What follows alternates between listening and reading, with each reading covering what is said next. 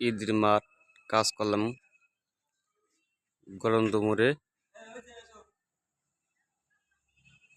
মাদ্রাসা মাঠে ঈদের নামাজ সবাই পড়বে জন্য আমরা ডেকোরেশনের কাজ করলাম।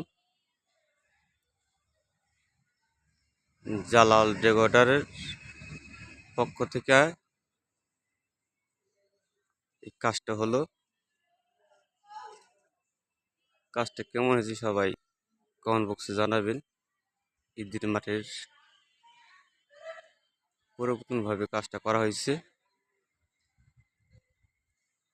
এই আমাদের মিস্ত্রি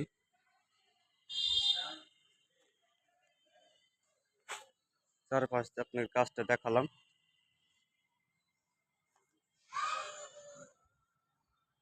এখানে আমাদের ইমাম সাহেব দাঁড়ায় নামাজ পড়াবে।